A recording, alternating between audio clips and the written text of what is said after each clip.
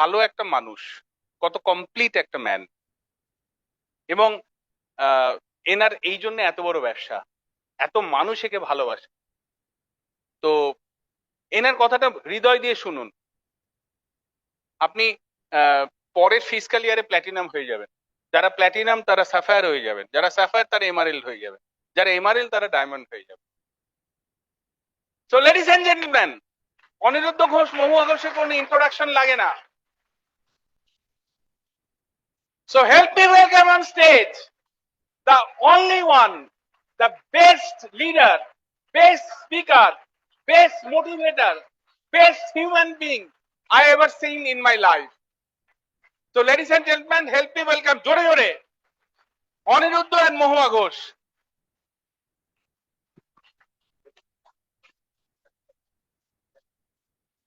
বসুন বসুন, please please please. Good evening. এই দুর্গার কাজ হচ্ছে না, চিরকাল দেখেছি আমাকে চাপে ফেলা। মানে আমরা সব একসাথে বড় হয়েছি, সম্পর্কের হিসেবে এই বিজনেসের খাতিরে আমার ক্রস লাইন হয়, কিন্তু বন্ধুত্বটা একটু অন্যরকম। তো এনিওয়ে, আমার গলাটা একটু এরকমই, মাইকটা ধরে নিচ্ছি সামনে। হ্যাঁ, তো এনিওয়ে গুড ইভিনিং। একটু চাপে আছি, মানে একটু চাপটা কম, তার একটাই কারণ, অসিতাবোধা, শ্বেতা বৌদি, সুভাষিস দা, সুজাতা বৌদি, ওরা বুঝতে পেরেছে বলে পিছনে বসেছে, সামনের রোতে এসে বসেনি। হ্যাঁ, আর আমার মনে হয় চাপ একটু থাকা ভালো, সেটা নিয়ে আমি পরে আসছি। আর একটা জিনিস একটু বলি, we have been sponsored by a legendary couple, Subhashis and Sujata Ghosh. একটু জোরে হাততালি দিন, কারণ ওরাই একমাত্র অনিরুদ্ধ মহাকে স্মার্ট ভেবেছিল, তাই ওদের লিস্টে নামটা আমাদের রেখেছিল। আজ অব্দি তারপর আমাদের কেউ স্ট্রেঞ্জার মিট কখনো করেনি, বা কেউ আমাদের এই এমএ বিজনেস অপরচুনিটি নিয়ে কখনো বলেনি। তো we are really really grateful to this very particular কাপল।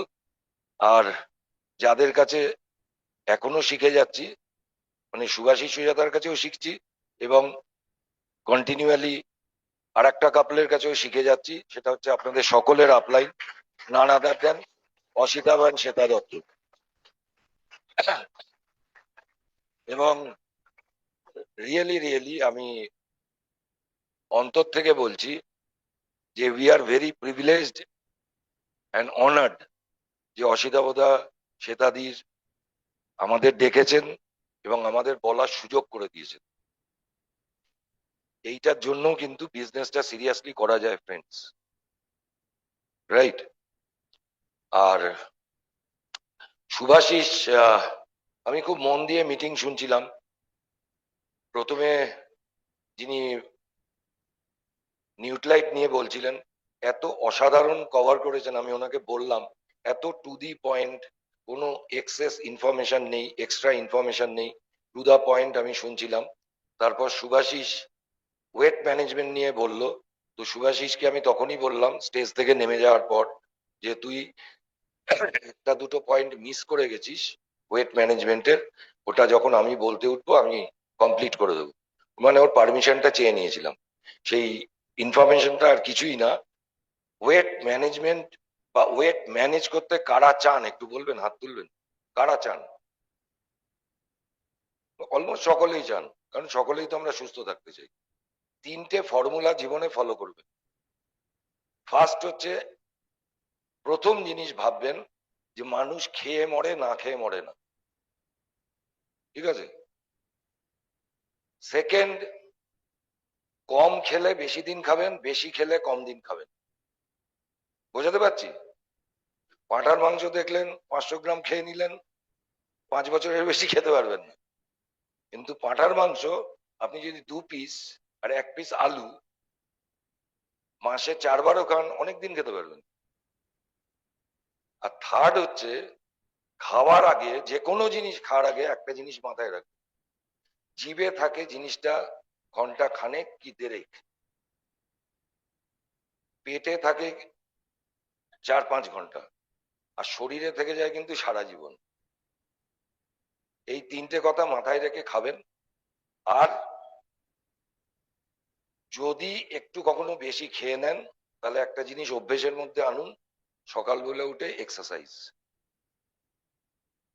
এক্সারসাইজের পর প্রাণায়াম, আর রাত্রিবেলা মেডিটেশন। সেটা কিন্তু রাত্রির বেলা 7টায় ডিনার করে 8টায় মেডিটেট করে শুয়ে পড়বেন না, তাহলে কিন্তু বিজনেসটাও শুয়ে পড়বে। একটু দেরিতেই করুন মেডিটেশন। আর মেডিটেশন করার একটা জিনিস বলি, সেটা হচ্ছে অনেকেই ভাবেন যে রাত্রিবেলা মেডিটেশন করা সবচেয়ে ভালো। যদি করেন ভালো, কিন্তু মেডিটেশন করার আইডিয়াল টাইম কিন্তু হচ্ছে বিকেল বেলা 4টে থেকে 4:30, যখন সবকিছু শান্ত থাকে, রাত্রেও শান্ত থাকে। তো ওটা একটা ব্যাপার আছে, আমি আর ওই ডিটেলসে যাচ্ছি না। তাই 4টে থেকে 4:30তেও মেডিটেশন করা যায়। আমরা জানি যে মেডিটেশন করা মানে হচ্ছে রাত্রিবেলা, তা কিন্তু নয়। তো এনিওয়ে, মোটামুটি আমাদের পরিচয় দিলাম, আর ওয়েট ম্যানেজমেন্ট নিয়ে খুব ভালো ইম্পর্টেন্ট টিপস দিলাম। এবং আমি জানি কেউ এটা মানবেন না, এটা জেনেও আমি বলছি কেউ মানবেন না। কিন্তু যদি মানতে পারেন তাহলে উপকার হবে, এইটুকুনি বলতে পারি। বুঝতে পেরেছেন তো? এবং দেখুন পাশাপাশি দাঁড়িয়ে আছে, কে মানে না দেখুন। Anyway, over to Mouma. Good evening. এই ওয়েট ম্যানেজমেন্টে যে টিপসটা দিল, 28 বছর ধরে আমাকেও শুনতে হচ্ছে, বুঝতেই পারছেন। হ্যাঁ, তো ঠিক আছে, কিছুটা করতে পারি, সবসময় সবটা করতে পারি না। তো তবে খুব দরকার নিজেদের সুস্থ থাকা। কারণ আজকে আমরা এর আগেও যে প্রোডাক্ট ট্রেনিং শুনছিলাম, অসাধারণ বলেছেন দুজন স্পিকার, তাদের জন্য আমরা একটা বড় হাততালি দিতে পারি। কারণ সত্যি মানে আমিও আজকে বেশ কিছু জিনিস শিখলাম ওনাদের থেকে। এবং তারপরে অভিজিৎ দা যে প্ল্যান দেখালেন, ওনার জন্য আগে একটা হাততালি দিয়ে নি। কারণ সত্যি অসাধারণ একটা প্ল্যান। আমরা আজ অনেক বছর ধরে বিজনেসটা বিল্ড করছি, প্রচুর প্ল্যান দেখেছি, বারবার প্ল্যান দেখেছি। তাই যতবারই প্ল্যান দেখি এরকম মানে বিজনেস প্ল্যানটা, ততবারই কিন্তু ভগবানের কাছে গ্রেটফুল, বড়দের কাছে গ্রেটফুল থাকি তাদের আশীর্বাদের জন্য, যে ভাগ্যিস এরকম একটা ইউনিক অপরচুনিটি আমরাও দেখেছিলাম আমাদের আপলাইনদের থেকে। এবং তখন ভগবান আমাদের সেই চোখ খোলা বলুন, আমাদের মাইন্ড ওপেন বলুন, সেটাকে খোলা রেখেছিলেন। এবং আমরা ডিসিশন নিয়েছিলাম এরকম একটা বিজনেসের সাথে যুক্ত হতে পেরেছিলাম। কারণ এই প্ল্যানটার মধ্যেই কিন্তু আমাদের অনেক কিছু লুকিয়ে রয়েছে। মানে ট্রাই দ্য বিজনেস কনসেপ্ট। কারণ এই কনসেপ্টটা দেখুন, মানি, টাইম, সিকিউরিটি, এগুলো তো আমরা মানে প্রত্যেকেই পাই, পেতে চাই। হ্যাঁ, পাই বলবো না, পেতে চাই। কিন্তু এর সাথে সাথে এর মধ্যে যে ভ্যালুজ, যে কি বলবো, মানে শুধু নিজে পাওয়ার জন্য আমরা কিন্তু এই বিজনেসটা করি না। এই বিজনেসটার মধ্যে লুকিয়ে আছে আপনি কত বেশি মানুষকে হেল্প করছেন, তাদেরকেও সুস্থ থাকতে, তাদেরকে বেটার লাইফ, হেলদি লাইফ যাই বলুন, সেটা আপনি হেল্প করছেন তাদেরকেও। সুতরাং এই বিজনেসটা কিন্তু মানে আপনি যদি বোঝেন এর অ্যাকচুয়াল ফিলোসফিটা, তাহলে কিন্তু আপনি বিজনেসটাতে সিরিয়াস হবেন এবং আপনি বিজনেসটাতে প্রায়োরিটি দেবেন। এবং তখনই কিন্তু আপনার বিজনেসটাও কিন্তু আপনি বিল্ড করতে পারবেন। তো থ্যাংক ইউ অভিজিৎ দাকে। কারণ সত্যি এই বিজনেস প্ল্যানটা যতবার শুনি আমাদের কিন্তু সেই রিয়েলাইজেশনটা হয় যে আজ থেকে প্রায় আমরা 98-এ বিজনেসটা শুরু করেছিলাম। হ্যাঁ, 97-এ প্ল্যানটা দেখেছিলাম। এবং দেখুন, যখন প্ল্যানটা দেখেছিলাম তখন আমার জাস্ট বিয়ের পরে নতুন বউ একদম, মানে আমার আপলাইন সুজাতা দি তো সম্পর্কে আমার যা, প্র্যাকটিক্যালি বউ যেদিন আসে মানে আশীর্বাদ করার পরই সুজাতা দিও তখন শুনেছে, এক্সাইটেড, কাউকে একটা বলবো, আমাকে বলছে একটা বিজনেস আসছে তোমাকে কিন্তু করতে হবে। একদম নতুন বউ। তো সত্যি কথা, আমি বাই প্রফেশন স্কুল টিচার ছিলাম, তখন আমি পার্মানেন্ট পোস্টের জন্য ইন্টারভিউ দিচ্ছি। ওই বড় যা, নতুন শ্বশুর বাড়ি, সম্বন্ধ করে বিয়ে, মুখের উপর তো কিছু বলতে পারি না। কিন্তু সত্যি কথা, আমার কোনো রকম বিজনেস করার কোনো প্ল্যানই ছিল না। কারণ আমি তখন কিন্তু ইন্টারভিউ দেব টিচার পার্মানেন্ট পোস্টের জন্য, আমি জব সার্চ করছি। তো তো সেই সময় কিন্তু আমরা যখন আমি যখন বিজনেস প্ল্যানটা দেখলাম, অসিতা বোধহয় দেখিয়েছিলেন বিজনেস প্ল্যানটা, তখন কিন্তু কোথাও একটা আমাকে কিন্তু নাড়া দিয়েছিল যে না এইটা কিন্তু করা যায়, আমার চাকরির সাথে সাথেই আমি করতে পারি, কারণ এখানে কিন্তু আমাদের ফুল টাইম প্রথমে দরকার হয় না। তো সেই কারণে কিন্তু বিজনেসটার মধ্যে কিছু একটা আছে, সেইটা কিন্তু আমি প্ল্যানটা দেখার সময় কোথাও একটা মনে হয়েছিল যে না এটা করা যায়। এবং তারপর যখন আমরা দুজনে মিলে ঠিক করলাম যে না এটা করতে হবে, ওর অনেক কিছু কারণ ছিল, তো সেখানে দাঁড়িয়ে কিন্তু আমাদের সেকেন্ড ডিসিশন, মানে আমরা বিজনেসটা বিল্ড করব, দেখুন জয়েন করব কারণ সুভাষিস দা আমাদের পাশের বাড়িতেই থাকেন, দাদা তো বলেছেন, না তো বলতে পারবো না, সঙ্গে অসিতা বোধা রয়েছেন, হ্যাঁ জয়েন তো করতেই হবে। হ্যাঁ, কিন্তু জয়েন করাটাই কিন্তু আমাদের মেন ডিসিশন নয়, আমাদের বিজনেসটা বিল্ড করতে হবে, এই সেকেন্ড ডিসিশনটা ইজ মোর ইম্পর্টেন্ট। সেটা কিন্তু একান্তই আমাদের নিজেদের ডিসিশন। এবং যখনই আমরা কোনো ডিসিশন নিই তখন কিন্তু ভগবান পরীক্ষাও করেন।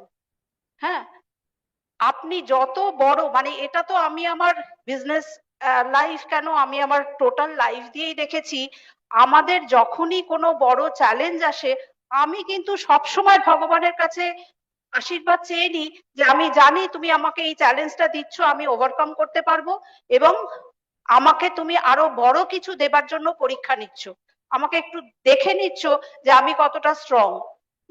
তো যাই হোক, এরকম এই এত বছরের অভিজ্ঞতাতে কিন্তু আমরা প্রচুর চ্যালেঞ্জ এরকম ফেস করেছি, বিজনেসটা বিল্ড করেছি। হ্যাঁ, বিল্ড করতে গিয়ে, কারণ এরকম ভাববেন না যে অনিরুদ্ধ মহুয়া বা যারা বিজনেসে সাকসেসফুল তাদের রাস্তাটা খুব একদম গোলাপ দিয়ে সাজানো, লাল কার্পেট বেছানো ছিল, আমরা খুব স্মুথলি একদম সাকসেসফুল হয়ে গেছি, তা কিন্তু নয়। হ্যাঁ, সুতরাং একদম মানে 98-এ আমরা যখন, 97-এ তো আমরা বিজনেস প্ল্যানটা দেখেছিলাম, 98-এ যখন আমরা বিজনেসটা জয়েন করি তখন আমার মেয়ে হয় একদম ছোট মেয়ে, তাকে নিয়ে নিয়ে আমরা হিল্লি দিল্লি কোথায় না গেছি, মানে দিল্লি মানে হিল্লি দিল্লি মানে প্রবাদ বাক্য হিসেবে বলছি না, দিল্লিও গেছি, খড়গপুরও গেছি, কারণ তখন আমাদের আউট স্টেশনের টিম তৈরি হচ্ছে, কোথায় না গেছি। আজকালকার দিনের বাচ্চাদের দেখি সেই মিনারেল ওয়াটার, ফোটানো জল, আমার মেয়ে তো সেই স্টেশনের জল খেয়েও মানে বড় হয়েছে। হ্যাঁ, কোথাও সেরকম মানে যা পেয়েছি খাইয়েছি, যা করেছি, কিন্তু হ্যাঁ নিশ্চয়ই হাইজিনটাকে খেয়াল রাখার চেষ্টা করেছি। তো সেই জন্য কিন্তু আবার 2002-তে ছেলে হয়। হ্যাঁ, সেই বছর আবার বিল ব্রিট আসেন কলকাতায়, আমরা যে সিস্টেম, ব্রিট সিস্টেমের কথা আমরা প্রত্যেকে জানি, আমরা এই সিস্টেমের ওপরে, সিস্টেমের এডুকেশন নিয়েই বড় হয়েছি। আমি 10 দিনের মানে আমার ছেলে হয়েছে বিল ব্রিট কলকাতায় নেতাজি ইন্ডোরে সেমিনার করছে, আমি যাব না? 7 দিন না 10 দিনের মাথায় আমি ওকে বললাম আমি কিন্তু যাব। হ্যাঁ, এবং আমি কিন্তু সেই আমার সিজার করে বাচ্চা হওয়া দুটো, এবং আমার ক্রিটিক্যাল অপারেশন থাকে, আমার যেহেতু একটা টিউমার থাকে ইউট্রাসের মধ্যে, সেটা পরবর্তীকালে আমার আবার অপারেট করা হয়। তো সুতরাং আমি কিন্তু ওই যাব মানে যাব যাব, যখনই আমরা এরকম কোনো ডিসিশন নিই না, আমাদের প্রোগ্রামিং হয়, আমাদের মাইন্ডসেটটা তৈরি করতে হয়, এবং তখন কিন্তু আমাদের শরীরে ইন্টারনালিও কিন্তু সেটা একটা পজিটিভ এফেক্ট কিন্তু দিতে থাকে। এবার ওই যে যাব বলেছি, আমি হসপিটালেও কিন্তু আমি বই পড়ছিলাম, ওই বইটার নাম কি, কি বইটার নাম এখন খেয়াল নেই, ওই যখন আমরা নিজের সাথে কথা বলি, what you talk to yourself, ওই বইটা আমি হসপিটালেও পড়ছিলাম।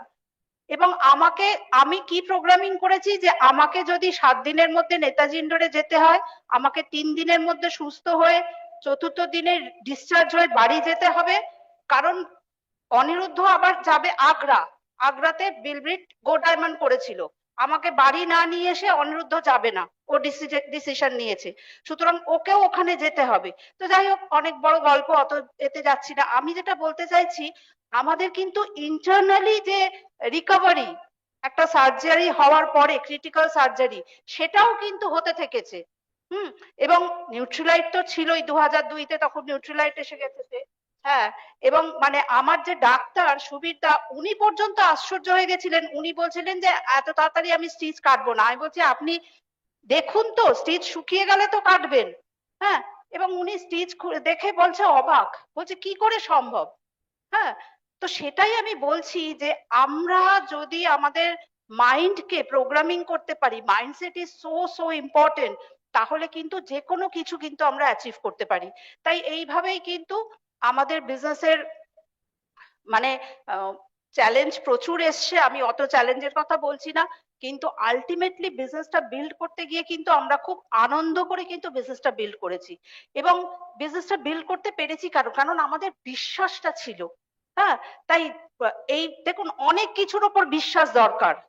এই যে আজকে বিজনেস কনসেপ্টটা দেখলেন, কতটা আপনি নিজে বিশ্বাস করছেন যে সত্যি এরকম একটা ইনকাম করা যায়, নিজেকে আগে বিশ্বাস করাতে হবে। এই কোম্পানির ওপরে বিশ্বাস থাকতে হবে, প্রোডাক্ট গুলোর ওপরে বিশ্বাস থাকতে হবে, আপলাইনের ওপরে বিশ্বাস থাকতে হবে, সর্বোপরি নিজের ওপরে বিশ্বাস থাকতে হবে যে আমি পারবো। এটা কিন্তু ভীষণ দরকার। এবার এই বিশ্বাসটা কি করে বিল্ড হবে? বিশ্বাসও কিন্তু, ফেথও কিন্তু বিল্ড করতে হয়, অটোমেটিক্যালি কিন্তু ফেথ আসে না। আমাদেরও প্রথম দিন থেকে প্রচুর ডাউটস ছিল, প্রচুর নিজের ওপর যে পারবো কিনা। হ্যাঁ, আমি তো বুঝতেই পারছেন আমি বাই প্রফেশন একজন স্কুল টিচার ছিলাম, আমি একটা বিজনেস করব, আমি তো ওকে বলেই দিয়েছিলাম যে দেখো ও যখন বুঝতেই পারছেন তখন আমাদের নতুন সম্পর্ক, ওর পাশে থেকে বিজনেসটাকে বিল্ড করতে হবে। আমি ওকে বলেছিলাম শোনো দুটো কাজ আমি করতে পারবো না, এক তো আমি প্রোডাক্ট বিক্রি করতে পারবো না, কাউকে বলতে পারবো না প্রোডাক্ট নিয়ে। হ্যাঁ, কারণ আমার ওই টিচারের একটা ইগো ছিল।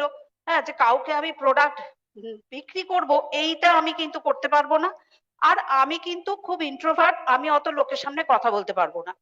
তো ও খুব স্কিল জানে জানি না, ওর প্রচুর কিছু গুণ আছে। ও বলেছিল "ভাই, এই দুটো কাজ তো তোমাকে করতে হবে না, বাকি সব কাজ করতে পারবে তো"।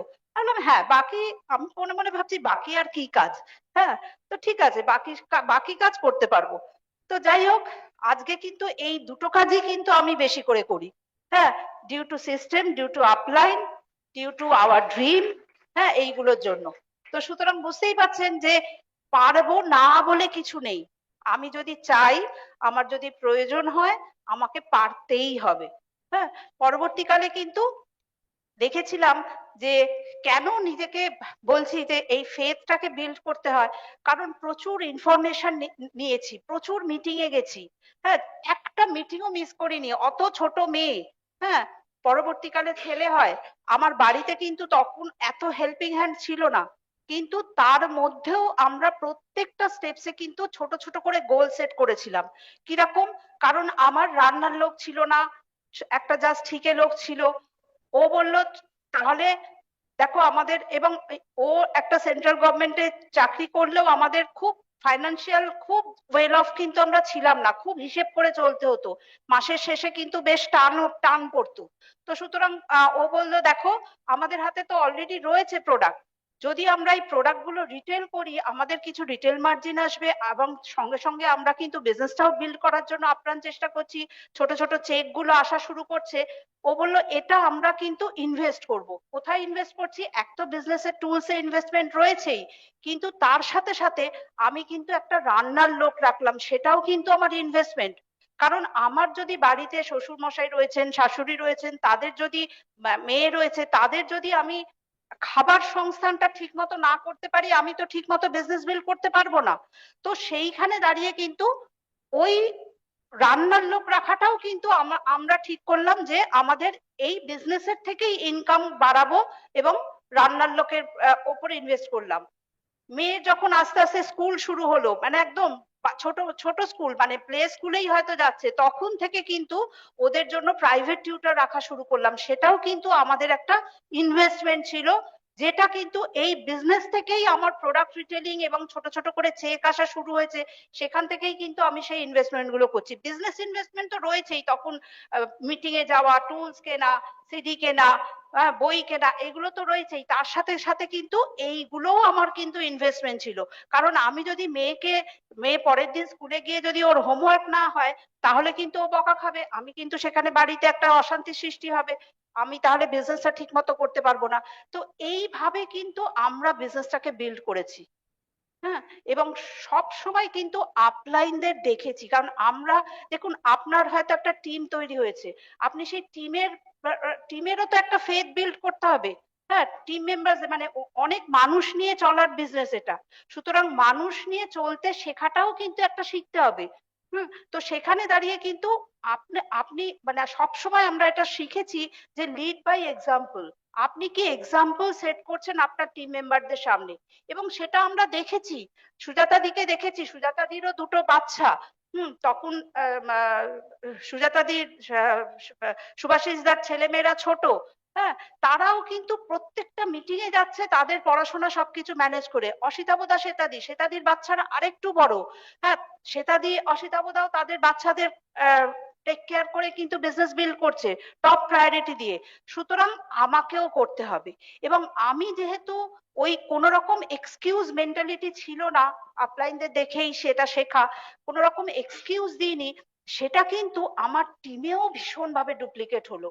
হ্যাঁ, আমার টিমেও কিন্তু প্রচুর লেডি তারা কিন্তু ইনভলভ হওয়া শুরু করলো, যাদের ছোট ছোট বাচ্চা, যাদের বাড়িতে অনেক চ্যালেঞ্জ, যেগুলো আমরা সাধারণত এক্সকিউজ দিয়ে থাকি, তারাও কিন্তু দেখলো যে না, আপলাইনরা যখন এই অবস্থার মধ্যেও তারা বিজনেসটাকে বিল্ড করছে, আমাদেরকেও করতে হবে।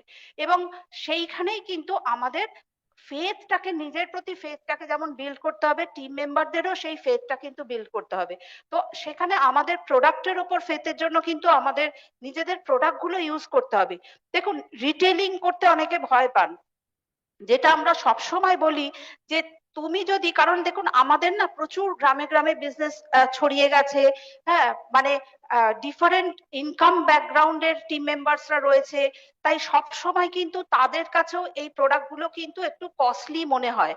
কিন্তু আলটিমেটলি আমরা প্রচুর মানে এইটা নিয়ে কাজ করি যে প্রোডাক্ট গুলো কস্ট এফেক্টিভ কতটা, হ্যাঁ, বা কেন প্রোডাক্ট গুলো কস্টলি নয়, এই প্রোডাক্ট গুলো কেন আমরা ইউজ করব, সেগুলো নিয়ে তো আমাকে জানতে হবে, শিখতে হবে, টিম মেম্বার কাজ করতে হবে, টিম মেম্বারদের শেখাতে হবে। কিন্তু তারপরেও বলছি যে প্রোডাক্টের কিন্তু আমাদের যেটা বলছিলাম যে গ্রামে গ্রামে তারা কিন্তু মানে তারা যে বিজনেসটা বিল্ড করেছে তাদের অনেক সমস্যা ছিল। হ্যাঁ, আমরা তাদেরকে শিখিয়েছিলাম যে তুমি যদি প্রোডাক্ট রিটেল করো, 5 থেকে 6টা প্রোডাক্ট তুমি যদি কাউকে শেয়ার করো, তাহলে কিন্তু তোমার প্রোডাক্টটা ফ্রি হয়ে যায়। এরকম ভাবে কিন্তু প্রচুর টিম মেম্বার্স, তারা হয়তো কেউ আর্টিস্ট্রি প্রোডাক্ট ব্যবহার করার তার খুব ইচ্ছে, কিন্তু পয়সার কারণে, অ্যাফোর্ডেবিলিটির কারণে সে হয়তো করতে পারছে না, সে কিন্তু সেই ওই প্রোডাক্ট শেয়ার করে কিন্তু সে আর্টিস্ট্রি প্রোডাক্ট কিন্তু নিজের জন্য কিন্তু কিনতে পেরেছে, বা ছোট ছোট ইনভেস্ট করে কিন্তু তারা নিজেরা নিজেদের ওপর আর্টিস্ট্রি প্রোডাক্ট ব্যবহার করে কিন্তু প্রোডাক্ট রিটেল করেছে। কেন এই কথাটা আমার হঠাৎ মাথায় এলো, রিসেন্টলি আপনারা জানেন যে আর্টিস্ট্রি অ্যাচিভার্স ক্লাব হয়েছে, আমাদের ডায়মন্ড টিম থেকে প্রায় অ্যারাউন্ড 75 কোয়ালিফাই করেছে সেখানে। হ্যাঁ, এবং আমরা যখন দেখলাম যে কারা কোয়ালিফাই করেছে, সেখানে কিন্তু আমরা দেখলাম যে আমাদের উজ্জ্বল মিঠুর থেকে নন্দিতা টিমের একটা, যারা কিন্তু বনগাঁ থেকেও আরো ভেতরে, হ্যাঁ, গ্রামে গঞ্জেও কিন্তু তারা আর্টিস্ট্রি প্রোডাক্ট রিটেল করছে। হ্যাঁ, আবার শহরের লোকেদেরও কিন্তু করছে। তাহলে কি করে করছে? হ্যাঁ, তো সেখানে দাঁড়িয়ে কিন্তু তারা সব সময় বলছে যে আমরা আমরা প্রথমে আমাদের নিজেদের ওপর ইনভেস্ট করেছি। হ্যাঁ, আমরা নিজেরা, আবার আপলাইনেও তাদের সাহায্য করেছে, কারণ হয়তো সবার বিউটি কিট ছিল না। হ্যাঁ, আপলাইনে থেকে বিউটি কিট নিয়ে তারা কিন্তু প্রচুর কাজ করেছে ঘরে ঘরে গিয়ে। হ্যাঁ, নিজেরা ব্যবহার করেছে, নিজেদের স্কিনের একটা চেঞ্জ এনেছে, এবং প্রচুর মানুষের কাছে গিয়ে কিন্তু তারা কাজ করেছে। তাই দেখুন, গ্রাম গ্রাম বা শহর, যদি মানুষের হাতে কিছু অ্যাফোর্ডেবিলিটি অ্যাটলিস্ট থাকে, গ্রামেও কিন্তু অনেক মানুষ আছে যারা অ্যাফোর্ড করতে পারেন। সুতরাং আমরা যদি তাদের কাছে আমাদের প্রোডাক্ট গুলো নিয়ে যাই, আমি সবসময় বলছি না যে আর্টিস্ট্রি নিয়ে যান, আমাদের ডিফারেন্ট ক্যাটাগরির প্রোডাক্ট আছে। হ্যাঁ, তাই আমাদের কিন্তু আলটিমেটলি প্রোডাক্ট গুলো নিয়ে টার্নওভার বাড়াতে হবে। হ্যাঁ, কারণ আমরা বিজনেস করছি, তাই এই বিজনেস টার্নওভারটা তখনই বাড়বে যখন আমরা আমাদের ভলিউমটাকে, পার্সোনাল ভলিউমটা, সেটা আমার নিজের এবং আমার প্রেফার্ড কাস্টমার দিয়ে যেটা হয়, সেটা আমরা যতটা বাড়াতে পারবো, তাহলে কিন্তু সেটার ডুপ্লিকেশনেই কিন্তু আমার টিমেও সেটা শেখাতে পারবো এবং সেটা করতে পারবো। তাই ওটাই বলছিলাম যে যখন আমরা একটা রিসেন্টলি আমাদের একটা মিটিং এ আমরা এই আর্টিস্ট্রিরই একটা প্যানেল তৈরি করছি, প্যানেল করেছিলাম। সেখানে আমাদের টিম থেকে একজন না দুজন ছেলে কোয়ালিফাই করেছে।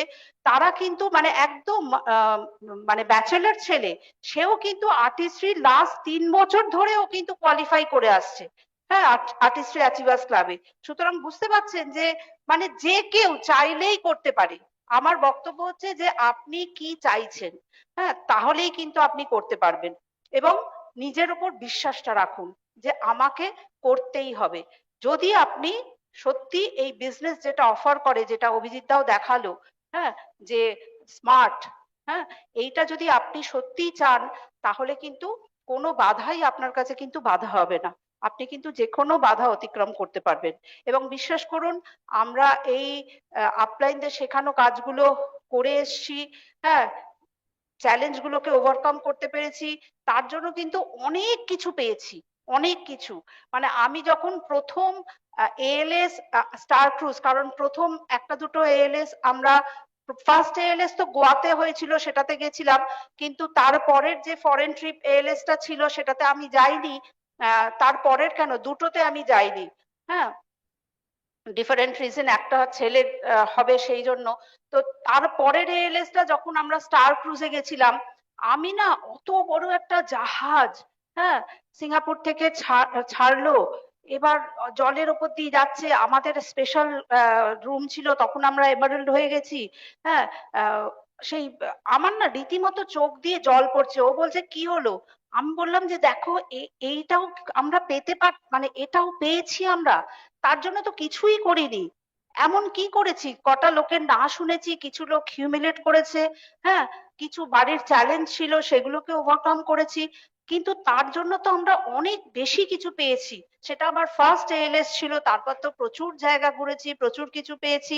তবে সব সময় মনে হয় যে নিজেরা কিছু পাওয়ার আনন্দ থেকেও অনেক বেশি আনন্দ হয় যখন অনেক টিম মেম্বাররা, তারাও আরো বেটার লাইফ লিড করছে, তারাও আমাদের সাথে এএলএস যাচ্ছে, তারাও গাড়ি বাড়ি ফ্ল্যাট কিনছে, তারাও তাদের বাচ্চাদের ভালো মতো এডুকেশন দিতে পারছে, তারাও তাদের শখ আহ্লাদ গুলো পূরণ করছে। সবাই মিলে যখন আমরা এনজয় করি, তখন কিন্তু অনেক বেশি আনন্দ হয়। তাই এই বিজনেস কনসেপ্টটা কিন্তু তাই। আপনি দেখুন, নিজের জন্য তো আছেই, কিন্তু আরো কত মানুষকে থ্রু দিস অপরচুনিটি আমরা ভালো রাখতে পারবো। সেই জন্য আসুন, আমাদের প্রত্যেকের সেই মিশনটা কিন্তু হতে পারে, আপলাইনদেরও কিন্তু সেই মিশন, শুধু তাদের সাথে নিজেদেরকে প্লাগ করে দিই, তাহলেই কিন্তু অটোমেটিক্যালি আমরা প্রত্যেকেই সাকসেসফুল হতে পারবো। So thank you. Over to Aniruddha. বলবে না?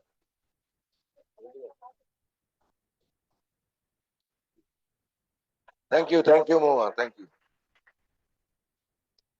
ঠিক আছে, একটু ছেড়ে দে।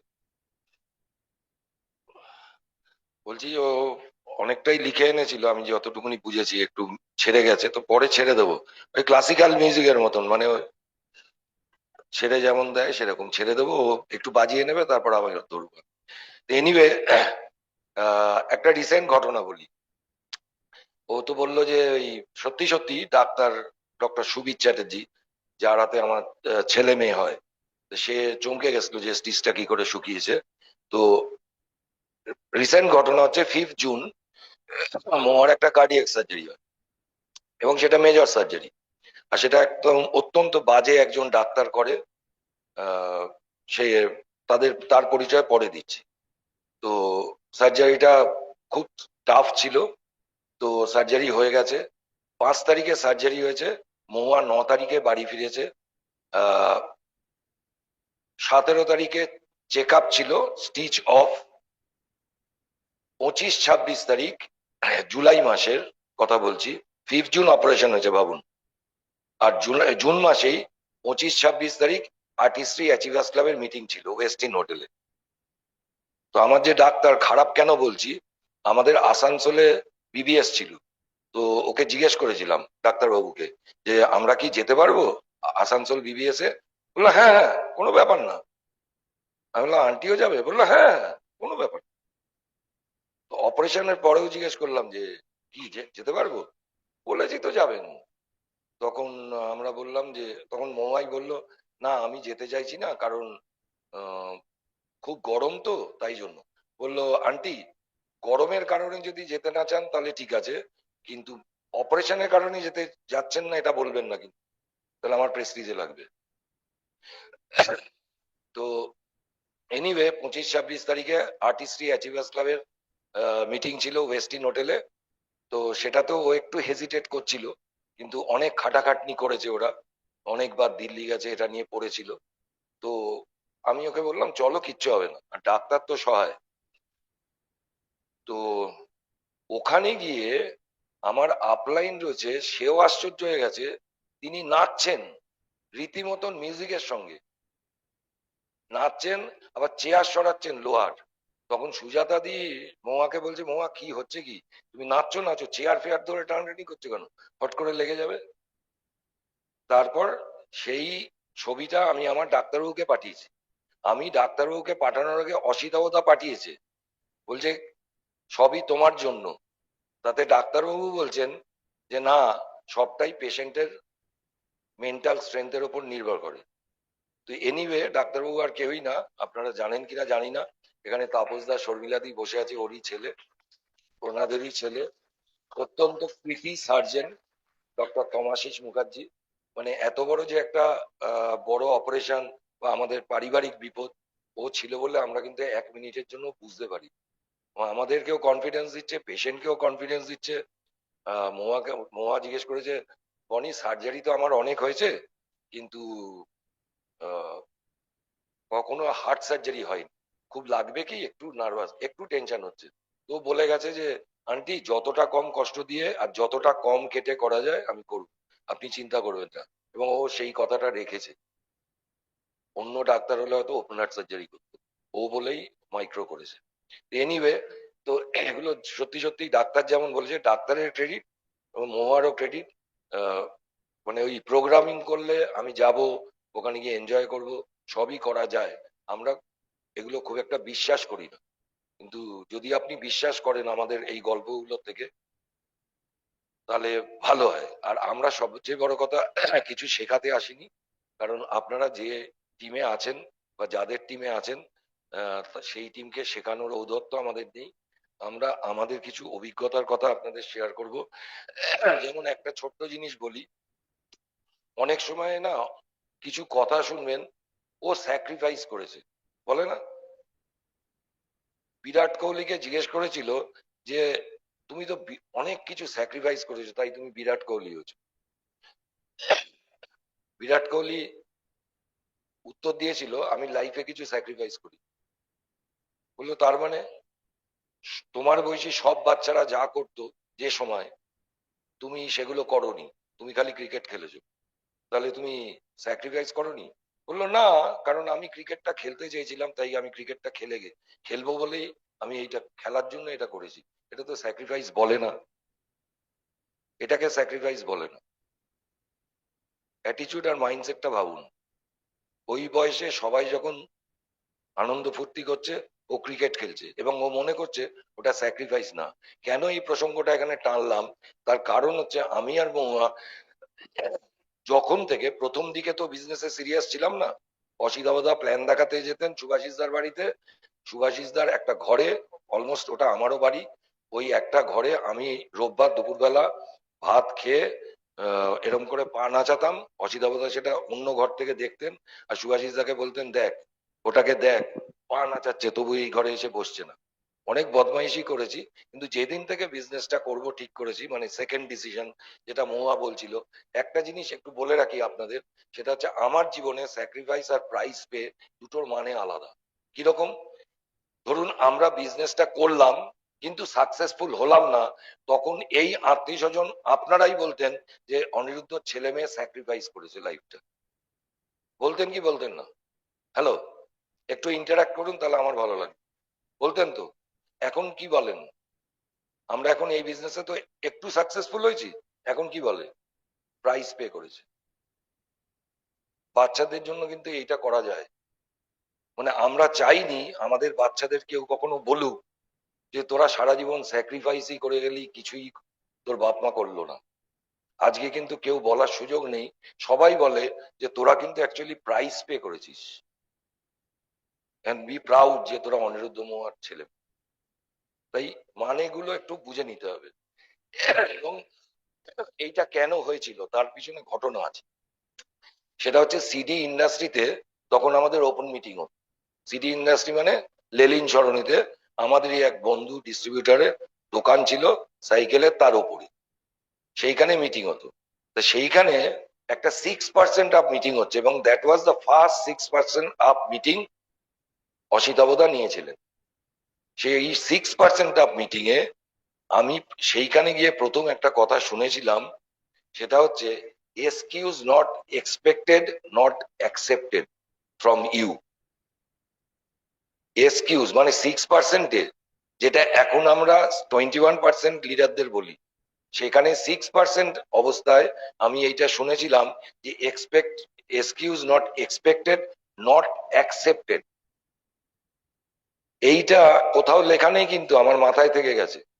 এবং তারপর আমি জীবনে চেষ্টা করেছি, কতটা পেরেছি আমি বলতে পারবো না, আমি কখনো এক্সকিউজ দিইনি, কারণ ওই মাথায় রয়েছে নট অ্যাকসেপ্টেড, নট এক্সপেক্টেড। এবং অ্যাজ এ রেজাল্ট কি হলো, ওই এক্সকিউজ, ওই সেন্টেন্স, আপনারা বিশ্বাস করতে পারবেন না, বিশ্বাস করবেন না কেন তাও জানি না, আমার বাড়িতে আমার মেয়ে হয়েছে, মেয়ের সেদিনকে ছিল অন্নপ্রাশন, খুব ছোট করেই হচ্ছে, পয়সা কড়ির অসুবিধা তো শুনলেনই মৌয়ার কাছে। আর তখন বড় করে করার মতন পয়সা থাকলেও করতাম না, কারণ তখন আমাদের লক্ষ্যটা ছিল আলাদা। তো যেদিনকে আমার মেয়ের অন্নপ্রাশন হয়, ওর মামাও চলে এসছে বাড়িতে, কিছু সিলেক্টেড আত্মীয় স্বজনে এসছে, সেদিনকে কিন্তু আমি ওই অন্নপ্রাশনে ছিলাম না। কোথায় গেছিলাম সেদিনকে? আবার কলকাতাতে পল মিলার এসছিলেন, আর এক নক্ষত্র, সেই পল মিলারের মিটিং ছিল উত্তম মঞ্চে। আমি আর সুভাষিস দা দুজনে সাদা জামা কালো প্যান্ট, কলকাতা ভাসছে কোমর সমান জল, আর আমরা বিখ্যাত জায়গায় থাকি, কলেজ স্ট্রিট, ঝামাপুকুর, আমার স্ট্রিট, হাতে জুতো নিয়ে প্যান্ট এতটা গুটিয়ে দুই ভাই যাচ্ছি। তারপর একটা রিক্সো পেয়েছি, সেই রিক্সোতে উঠে মানে ট্যাক্সি ধরবো কি বাস ধরবো, হোয়াট এভার মেবি, আমরা যাচ্ছি। যখন তখন লোকে বলছে, ওই দেখ দুটো পাগলা যাচ্ছে, হাতে জুতো। ওই রিক্সার মধ্যে বসে আমরা জুতো পরার চেষ্টা করছি, রিক্সা নড়ছে, পড়তেও পারছি না, যাই হোক। তো তাই অনেকে ভাবেন যে এদের বোধহয় হয়ে গেছে, ঠিক হয়ে যায়নি, কিন্তু হওয়াতে হয়েছে। এটা কিন্তু খুব সেন্টিমেন্টাল একটা ইস্যু। তখন আমার সেকেন্ড ইস্যু হয়নি, প্রথম সন্তানের অন্নপ্রাশন, সেখানে মা রয়েছে বাড়িতে, বাড়িতে গেস্ট এসছে, মামা ভাত খাওয়াবে, তার বাবা বেরিয়ে গেছে। এবং তাই জন্য আজকে আমার মেয়ে বলে যে আমরা কিন্তু প্রাইস পে করেছি, আমরা কিন্তু কোনো লাইফে স্যাক্রিফাইস করি। এটা যখন শুনি তখন কিন্তু ভালো লাগে। তাই বিজনেসটা এমন ভাবে আমরা করব যাতে আমাদের কাজের জন্য আমাদের ছেলে মেয়েদের কখনো হ্যাকল না হতে।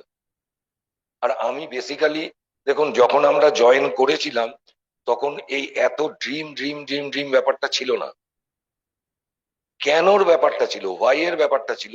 ড্রিম আর ওয়াই, এটা মেলবন্ধনটা ঠিক হয়নি। আমি কিন্তু বিজনেস বিল্ড করেছি বেসিক্যালি, আমি সব মিটিং এ বলেছি, আমার ক্যাসেটেও আছে, জেদের জন্য, জেদে। তারপরে আরেকটা জিনিস বলি, habit for going extra mile. এটা কিরকম বিষয় জানেন তো? আমার আপলাইন সে মাসে সিলভার হচ্ছে, আমার আপলাইন, এবং সেটা চরম উন্মাদনা, মানে সেই উন্মাদনা আপনারা কল্পনাও করতে পারবেন। কারণ আমি, দেখুন, আপলাইনের সিলভার দেখেছি, আমি নিজেও সিলভার হয়েছি। খুব অনেস্টলি স্পিকিং, নিজে যখন সিলভার হয়েছিলাম তখন আমি জানি যে আমার টিমের কি উন্মাদনা হয়েছে। আমাদের না সেরকম কিছু হয়নি, কারণ কি বলুন তো, জানি ওটা তো হচ্ছেই। জানা, আপনি যদি জানেন আপনি ফার্স্ট হচ্ছেন, তাহলে আপনি সেই এক্সাইটমেন্ট কিন্তু থাকে না, তাই না?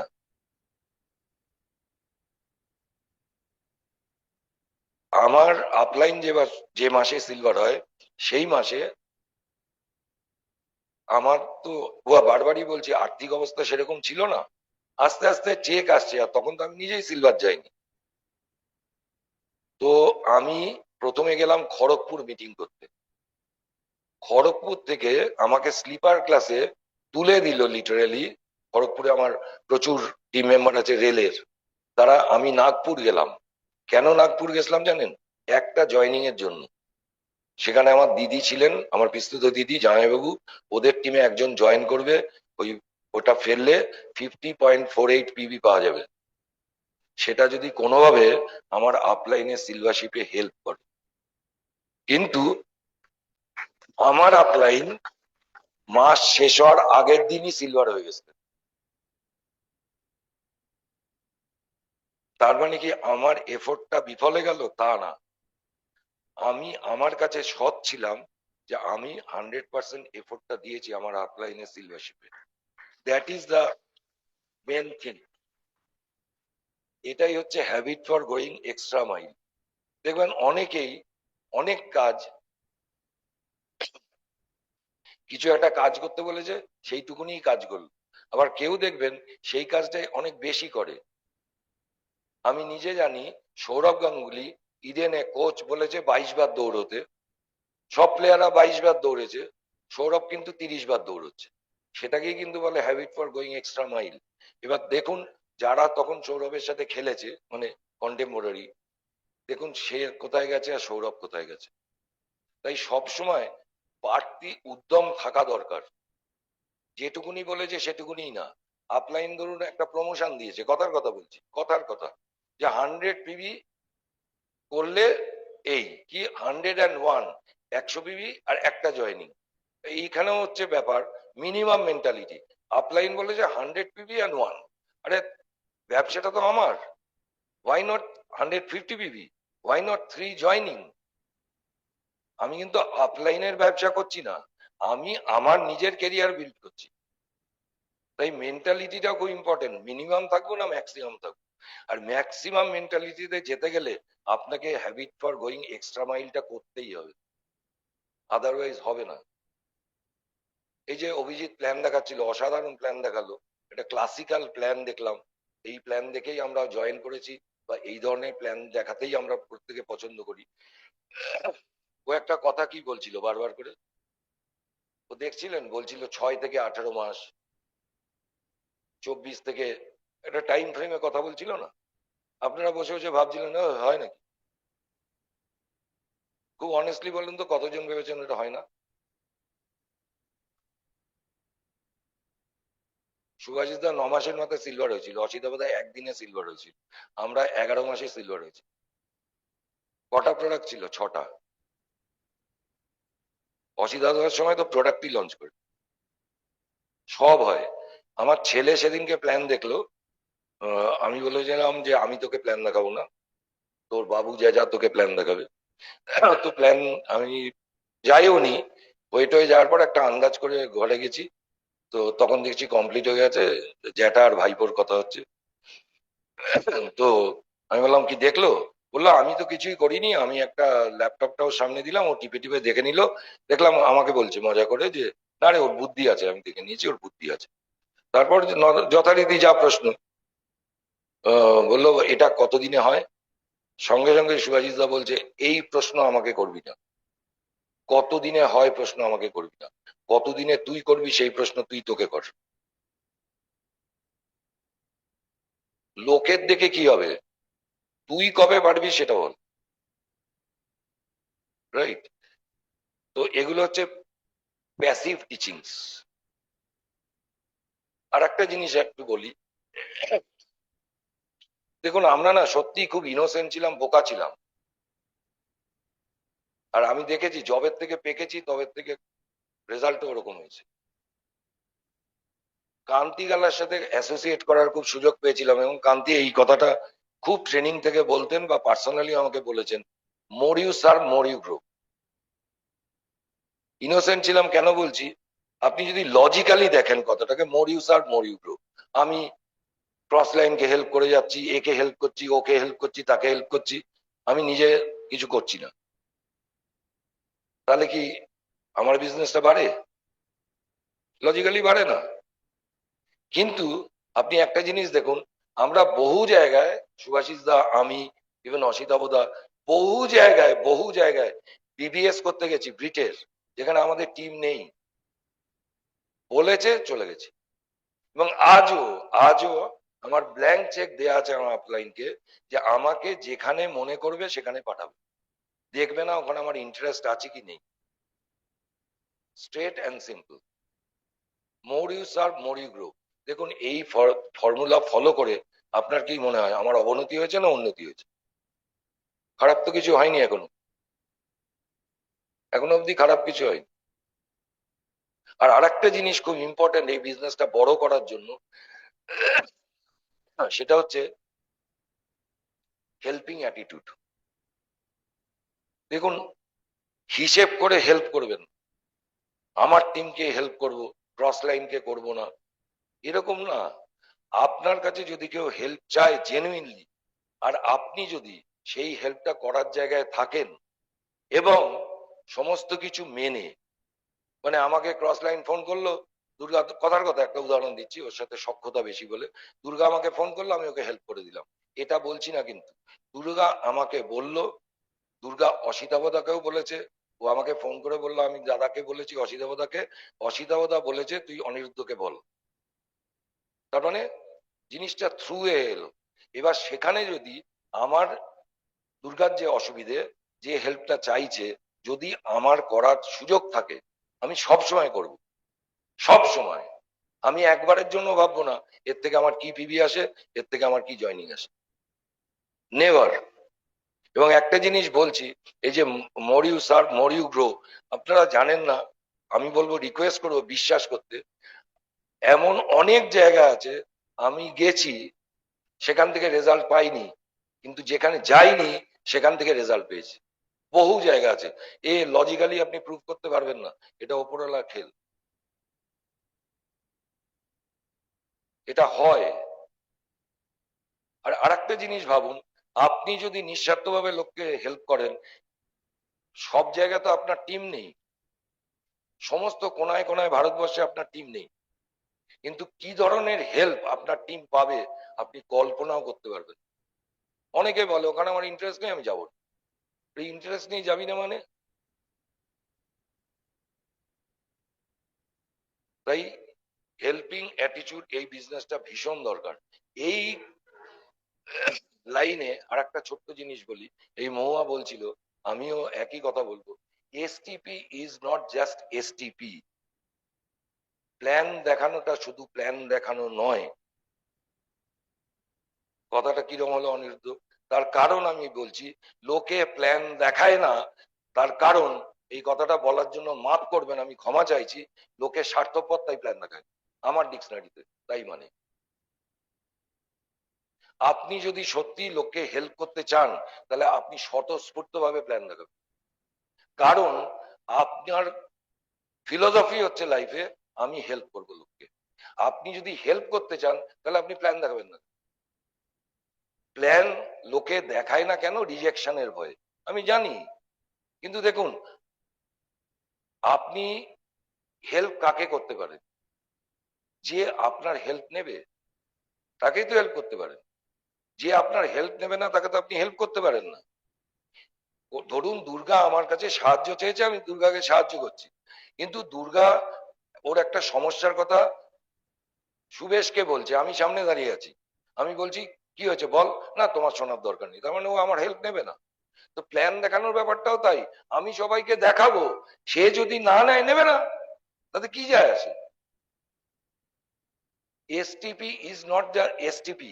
একটা জিনিস ভাবুন, আপনি একজনকে বিজনেস প্ল্যানটা দেখাচ্ছেন, মানে তাকে আপনি অনেক অর্থে সাহায্য করতে চাইছেন, সেটা ফাইন্যান্সিয়ালি হতে পারে, অনেক কিছুতে হতে পারে।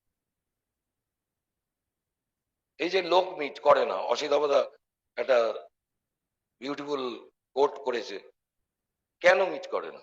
তার কারণ হচ্ছে এইটাই। আর অভিজিৎ ওর প্ল্যানে বলছিল, স্ট্রেস থেকে ডেসপারেশন আসে, একদম তাই। আমি যদি লোক মিট করি, লোক মিট করার জন্যই করব, এর সঙ্গে বিজনেস রাখবেন না। চালচিত্রে যদি বিজনেস থাকে না, আপনি লোক মিট জীবনে করতে পারবেন, টেক ইট ফ্রম মি। আপনার সব সময় টেনশন হবে, শুধু টেনশন হবে না, আপনি ছড়াবেন। কারণ কি, আপনি তো এই শব্দটা ব্যবহার করার জন্য আমি মার্জনা চেয়ে নিচ্ছি। আপনি ধান্দাতে লোক মিট করছেন তা না, কারণ আপনার সব সময় মনে হয় কখন তাহলে বললো বিজনেসের কথাটা কখন বলি। আর ওই লোকটা কিন্তু উল্টো দিকের লোকটা আপনার চেয়েও চালাক।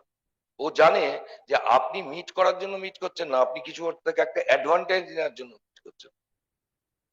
তাই ফ্রি মাইন্ডে লোক মিট করুন, দেখবেন আপনার লোক মিট করতে কোনো অসুবিধা হবে না, কোনো অসুবিধা হবে না। লোক মিট করুন, আর লোক মিট করলেই তো আপনি প্ল্যান লাগাতে পারবেন না। লোকটাকে মিট করুন, তার সাথে বন্ধুত্ব তৈরি করুন, 2 মাস 3 মাস 4 মাস বাদে প্ল্যান দেখান, তার সাথে একটা সম্পর্ক তৈরি করুন।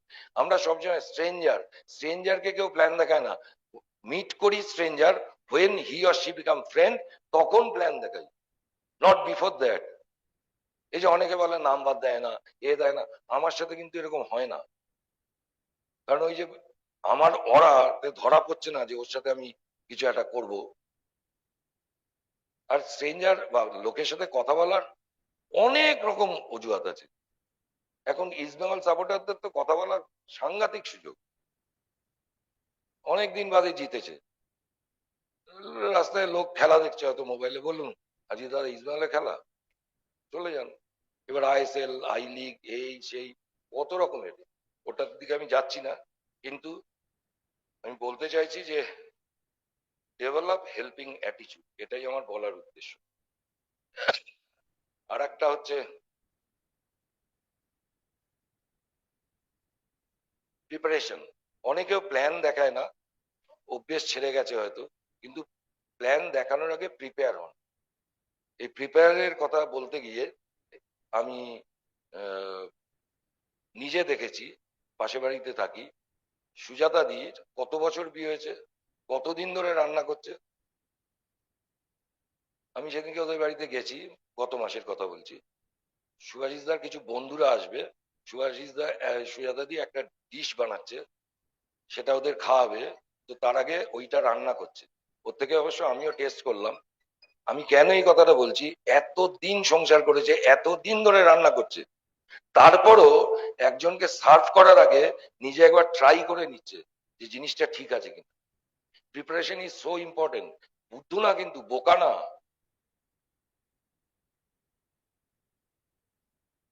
স্টেজে মারবে না, কিন্তু preparation is very very important. বিশ্বাস করবেন না, এইখান থেকে বলতে আসবো বলে কবে থেকে, আর আমি এখন ফোনে নোট নিই, মানে ফোনে পয়েন্ট গুলো রাখি, তারপর কাগজে টুকি, মাথায় চালাই টুক টুক টুক টুক করে। প্রিপারেশন দরকার। মেরে দিতে পারি, এটা ছাড়াও আমি মেরে দিতে পারি 3 ঘন্টা, কিন্তু ওরকম নয়। You need to prepare.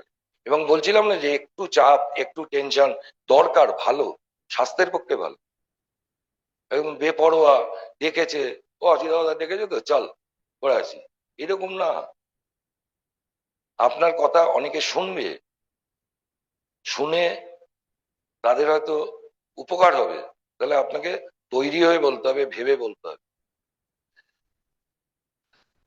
যেমন আর একটা জিনিসও বলি, আমি এগুলো সব কিন্তু আমার নিজের কথা বলছি, আপনাদের শেখানোর জন্য না। এটা প্রায়ই হয় যে ধরুন বাইরের থেকে এলাম, আউট স্টেশন থেকে এলাম, সুটকেস দুজনের দুটো, আমার সঙ্গে সঙ্গে খালি হয়ে যায়। বাড়িতে ঢুকলাম, বাড়িতে ঢুকে সুটকেস খালি। আর ও বলছে, তখন ধরুন রাত্রি 12:30 বাজে, বলছে খেয়ে নাও না, তারপর সুটকেস খালি করো। আমার স্বভাবে নেই, সুটকেস খালি হবে তারপর আমি খাবো। এটা বলছি কেন, তার কারণ আপনি না অনেক টাইম সেভ করতে পারবেন। কিভাবে? আপনি যদি অর্গানাইজ যদি হন না, অনেক টাইম সেভ করতে পারবেন। মহুয়া জানে আমার প্ল্যান দেখানোর যে কাগজপত্রগুলো, সেটা প্রত্যেক দিন প্ল্যান দেখানোর পর, মানে যেদিনকে এই প্ল্যান দেখাই, এখন তো প্রত্যেক দিন না, একটা জায়গায় রাখা থাকে। কেন?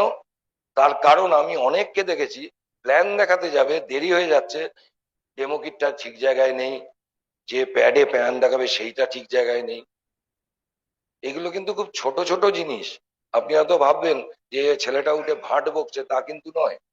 আপনি দেখবেন অনেক টাইম সেভ করতে পারবেন যদি আপনি অর্গানাইজ হন, নিজেকে অর্গানাইজ করতে পারেন। আর একটা জিনিস বলি, এমন কোনো কাজ করবেন না যেটা আপনি যোগ্য নয়। মানে ধরুন কথার কথা বলছি, 9% আপ একটা মিটিং হচ্ছে, অসিতাবদা কল করেছে, আমি জানিনি যে আমি 9% নয় 6%, আমি ঢুকে বললাম। আমি জানি এই ফ্রন্ট রোটা আমার জন্য নয়। যেমন নজরুল মঞ্চে কতবার এরকম ঘটনা ঘটেছে, কতবার ফ্রন্ট রো এর সোফাটা হচ্ছে ডায়মন্ড অ্যান্ড হাফ, অসিতাবদা সেটা দিয়ে আমরা বসিয়েছি, সেটা দিয়ে কত রকম ভাবে চেষ্টা। তাই শোন, এলাম, আমাকে কিছু বলবেন, আমি এরকম করে হাঁটু গেড়ে বলছি হ্যাঁ বলো, হাত ধরে ওখানে, আমি বললাম বৌদি ভয় পেও না, যাবো ডায়মন্ড, তারপর বসবো তোমার পাশে, তার আগে বসবো না। লাস্টের দিকে করতে নি না। আমার মনে হয় এইটা সেলফ রেসপেক্ট, নিজেকে নিজে সম্মান করা। কে কি দেখলো কে কি ভাবলো ওর জন্য না। আমি এখানেও একটা গল্প বলি আপনাদের।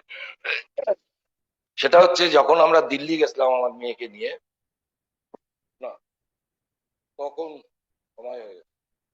তখন 9% আপ মিটিং ছিল দিল্লি, প্রথম ব্রিটেন মিটিং, সব এসছেন একটু।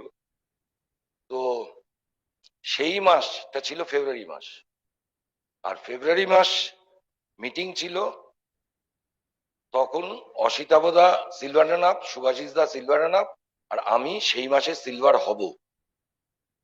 তো যেদিনকে মিটিংটা ছিল তার আগে একটা সিলভার রান আপ মিটিং ডেকেছিলেন ব্রিট ওয়ার্ল্ড ওয়াইড থেকে। সচিন অধিকারী ছিলেন তখন ব্রিটের কান্ট্রি হেড। তো অসিতাবদা সুভাষিস দা কান্তিগালাকে বলল এবং সচিনকেও বলল যে আমরা দুজন তো যাচ্ছি, অনিরুদ্ধ কালকেরই সিলভার হবে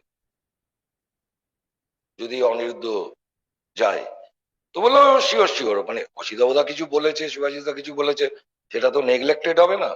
কান্তি বললো sure sure, if you are confident please ওকে বলো। সচিনও তাই বলেছে। তা আমরা সেবার ছিলাম একটা হোস্টেলে, মনে আছে দুর্গা, আইটি হোস্টেলে।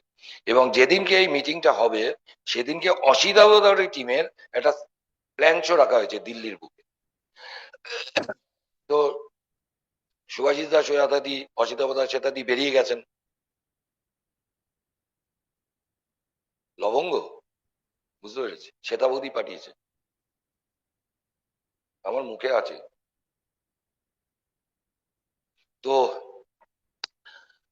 এবার ওনারা বেরিয়ে গেছেন, আমিও যাব, কিন্তু মেয়ে তখন ঘুমোচ্ছে না, খাচ্ছে, একদম কচি মেয়ে। তো তো বলছে তাহলে তোরা তোদের সময় মতো নয়। আমি বললাম হ্যাঁ আমি তো পৌঁছে যাবো, চিন্তা করো না। বলে ওরা তো বেরিয়ে গেল। এদিকে টিম তো তেতে আছে, অনিরুদ্ধ মহা মিটিং এ যাবে, কারণ আমাদের ইউনিটিটাই ওরকম ছিল, সবাই লাফাচ্ছে, কৌশিক, শুভা, দুর্গা, অভিজিৎ ফভিজিৎ সব লাফাচ্ছে। এবার আমি তো বেকা, ওরা তো জানে না। এবার সব প্ল্যান শোতে চলে গেছে, এরা চলে গেছে ওদিকে, আমি মৌয়াও রেডি, মৌয়াকেও কিছু বলিনি, ওটা অন্যায় করেছি। মৌয়া রেডি যে চলো তাহলে এবার যাবো সিলভার আপ মিটিং এ, আর মেয়েকে একটা রাখার ব্যবস্থা হয়ে গেছে। বললাম শোনো মৌয়া, ওই মিটিং এ আমি যাওয়ার বান্দা নই, আমি এখন প্ল্যান শোতে যাবো। বলছে তার মানে? আমি সিলভার হইনি, আমি ওই মিটিং এ যাবো না। অসিতাবদা সুভাষিস দা বলেছেন ঠিক কথা, কিন্তু আমি কি করে যাই? আমার তো একটা আত্মসম্মান আছে, আমি তো কালকে সিলভার যাবো, এই মুহূর্তে আমি কি সিলভার? তখন বলছে না। তাহলে কি করবে? আমি বললাম চলো, সবাই প্ল্যান শোতে গেছে, ওখানে যাই, প্ল্যান শোতে গিয়ে প্ল্যান শো দেখি, এনজয় করি, তারপর বাড়ি চলে আসবো। এবার চলে এসছি, মানে বাড়ি মানে ওই হোস্টেলে। সুভাষিস দা অসিতাবদা বলছে কিরে তুই গেলি না? বললাম ক্ষমা করে দাও, আমি সিলভার নই, আমি তাই যাই। তা আপনাদের কি মনে হয় এটা করাটা ভালো না খারাপ? সেটাই তো করা উচিত। আর একটা জিনিস বলে শেষ করি, কোনো অবস্থাতেই কোনো অবস্থাতেই কারুর ক্ষতি করে বিজনেস বিল্ড করবেন না ফ্রেন্ডস, এতে ভালো হয় না। সাময়িক ভালো হয়, লং রানে ভালো হয় না। 27 বছর ধরে এই বিজনেসটা করছি, সারা ভারতবর্ষের খবর রাখি, আজ অব্দি কারুর ভালো হয়নি। আপনি যেটাকে ভালো ভাবছেন সেটা ভালো নয়, এটুকুনি আপনাদের দায়িত্ব নিয়ে বলতে পারি। অনেক শুনবেন, এখানে প্রোডাক্ট পাওয়া যায়, ওখানে প্রোডাক্ট পাওয়া যায়, একে টেনে নাও, ওকে নাও। কে করছে ছেড়ে দিন, আপনি করছেন কিনা ইম্পর্টেন্ট। দেখুন, আমি একটা জিনিস বিশ্বাস করি, আমার বাবা মার, আমার পরিবারের শেখানো কিছু সংস্কার আছে। কেউ একজন করছে বলে আমি এত বছরের সংস্কার ভেঙে ওইটা করব, এটা তো ঠিক না। এটা কি ঠিক? কখনোই ঠিক হতে পারে না। তাই কারুর কোনো ক্ষতি করে বিজনেস বিল্ড করার চেষ্টা করবে। আর বিশ্বাস করুন, সুভাষিস দা জানে আমার টিমে আছে, আমার টিম থেকে অন্য টিমে গেছে, আমি জানি আইন না মেনে গেছে, তাও জানি, কিন্তু I never claim that person, কখনো না। আমাকে বলা হয়েছে তুই বল, তুই চিঠি দে, ও এখনো ইনঅ্যাক্টিভিটি পিরিয়ডের সময় জয়েন করেছে, আমি কখনো করতে রাজি নই। কারণ আমার প্রিন্সিপাল হচ্ছে, আমার থেকে যার মন উঠে গেছে শারীরিক ভাবে, তাকে আমি ধরে রেখে কোনো লাভ নেই। তাই এগুলো করব না। অনলাইনে প্রোডাক্ট পাওয়া যায়, যায়, দোকানে প্রোডাক্ট পাওয়া যায়, যায়। কি করতে পারি এগুলো বন্ধের জন্য, সেটাও তো আমার রেসপন্সিবিলিটি অ্যাজ এ লিডার। শুধু না আপলাইনকে কাছে পেয়ে এই হচ্ছে, ওই হচ্ছে, সেই হচ্ছে। মেল লিখুন, আমাদের মেল লেখাতে অনভ্যাস আছে। যদি মেল লিখতে না পারেন কাউকে দিয়ে লেখান, যদি ইংরেজিতে লিখতে না পারেন বাংলায় লিখুন। অসিতাবদাকে অনেকদিন আগে একবার এরকম বলেছিলাম, অসিতাবদা খুব উত্তেজিত হয়ে, বলছি বয়সও কম, সব শুনছেন ঠান্ডা মাথায়, শুনে টুনে বলল, শোন, তোকে কে বললো আমি পুলিশে চাকরি নিয়েছি? এক ঘটি জল দিয়ে দিল। কে বললো তোকে আমি পুলিশে চাকরি নিয়েছি? এখন তার মানে, বললো আমি পুলিশ নই বাপু, আমি এসব ধরপাকড় করতে পারবো না, তাতে তুই বিজনেসটা করলে কর, নয়তো যা। এরপর আর আপনি কি বলবেন? তাই আপনি যদি জানেন কোনো দোকান থেকে প্রোডাক্ট বিক্রি হচ্ছে, অনলাইনে বিক্রি হচ্ছে, আপনি অ্যামওয়ে কে লিখুন, মেল করুন। আর এখন প্লেন স্পিক না, কিন্তু plain plain speak, plain underscore speak, ওইটা নয়, এখন অন্য care@amway.com, সেখানে মেল লিখুন, বারবার মেল লিখুন, এবং রেজাল্ট পাবেন। ওই আপলাইন সামনে থাকলেই খালি বলছি, খালি বলছি, আপলাইনের এটা কাজ না। আর একটা জিনিস বলবো, সেটা হচ্ছে, একটু সবাই একটু হতাশ হয়ে আছেন, প্রাইস অ্যামওয়ে বাড়িয়েছে, প্রাইস বাড়িয়েছে বলে। আমি একটা ছোট্ট প্রশ্ন করি আপনাদের, কতজন গোবিন্দভোগ চাল বলে বস্তুটা বাজারে পাওয়া যায় জানেন? হ্যালো, গোবিন্দভোগ চাল, আমার চেয়েও বেশি খবর রাখেন আপনারা, তাহলে তো আর এই সাবজেক্ট আমার কভার করারই দরকার নেই।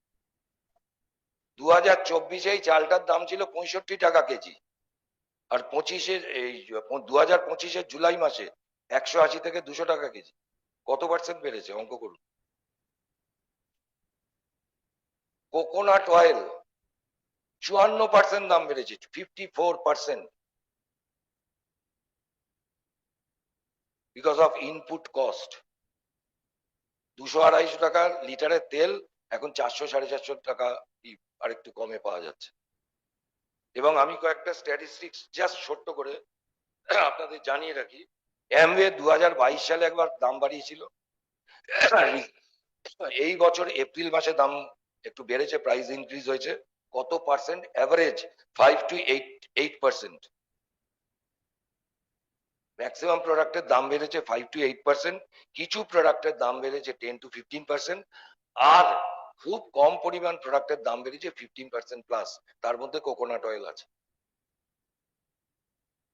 এটা অ্যামওয়ের কথা বললাম। আর বিজনেস স্ট্যান্ডার্ডের রিপোর্ট হচ্ছে অন্য এফএমসিজি কোম্পানিগুলো কি করেছে, সাবান আর shampoo, soap and body wash দাম বাড়িয়েছে 2 to 9%, হেয়ার অয়েল 8 থেকে 11%, and সিলেক্টেড ফুড আইটেম 3 থেকে 17% দাম বাড়িয়েছে।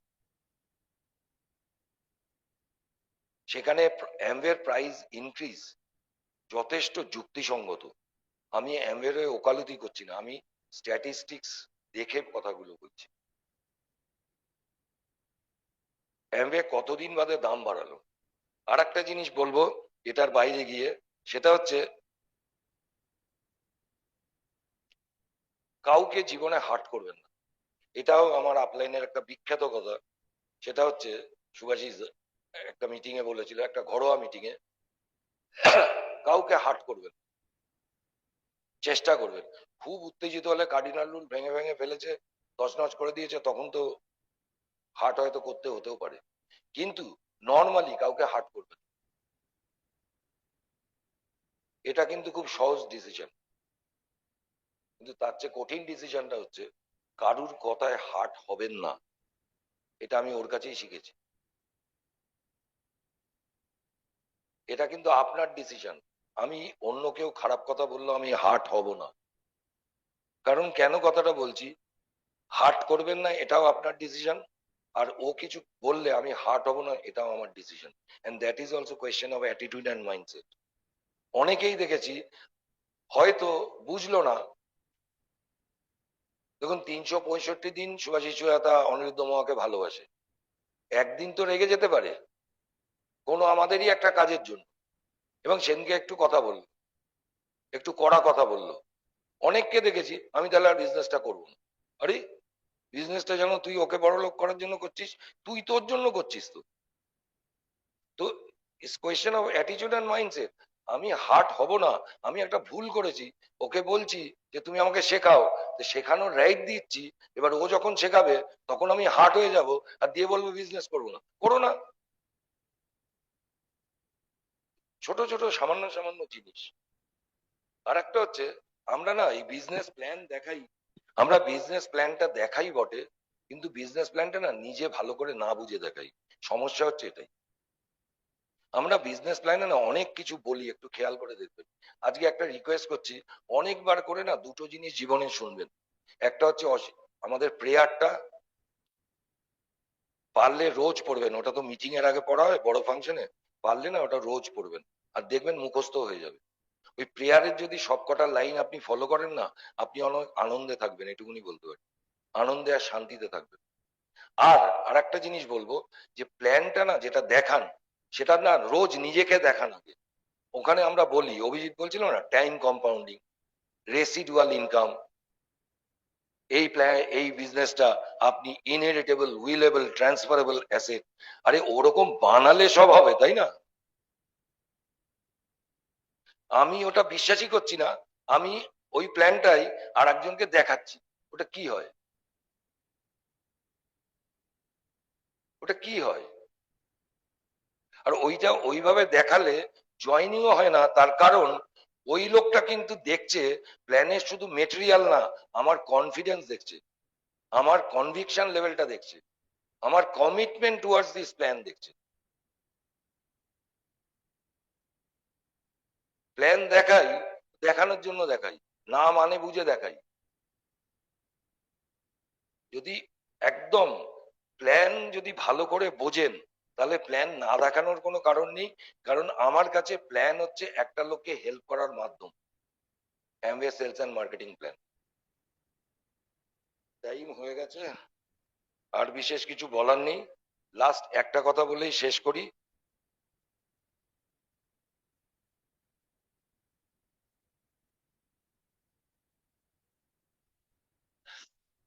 খুব এখন এই আফটার কোভিড না আমরা খুব শুনি হেলদি হেলদি হেলদি, বলে না health, healthy.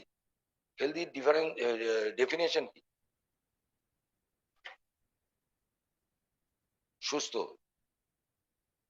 Recent healthy definition হচ্ছে, তাকেই হেলদি বলা হয় যে ঘুম থেকে সকালবেলা উঠে এনার্জি ফিল করে কাজ করার, যার মধ্যে কম্প্যাশনেট ব্যাপারটা আছে, আর যে লোককে হেল্প করে তাকে বলে হেলদি। আর হেলদি বডি হলেই শুধু হয় না, হেলদি মাইন্ডটাও হতে হয়। হেলদি বডি হতে পারে আপনার, কিন্তু চেক করুন আপনার মাইন্ডটা হেলদি কিনা। আর এই হেলদি মাইন্ড চেক করার সবচেয়ে বড় উপায় হচ্ছে আপনি লোককে হেল্প করতে রাজি আছেন কিনা চেক করুন। তাহলেই কিন্তু আপনি ফিজিক্যালি এবং মেন্টালি হেলদি থাকবেন। এইটা বলেই আজকের বলাটা শেষ করছি। এই মেসেজটা অ্যাটলিস্ট নিয়ে যান আজকে মিটিং এর পর। ভালো কাজের ফল ভালো হয়, খারাপ কাজের ফল খারাপ হয়। এইটা কেউ পাল্টাতে পারবে না। আপনি যদি ভালো কাজ করেন আপনি ভালো ফল পাবেন, আপনি যদি খারাপ কাজ করেন আপনি খারাপ ফল পাবেন। এবং তাই অনুরোধ করব সকলে আসুন একসাথে হাত ধরে ভালো কাজ করি, যাতে আমাদের সকলের ভালো হয়, আমাদের সকলের পরিবারের মঙ্গল হয়, সকলের সন্তানরা ভালো হয়। Thank you so much. Over to host.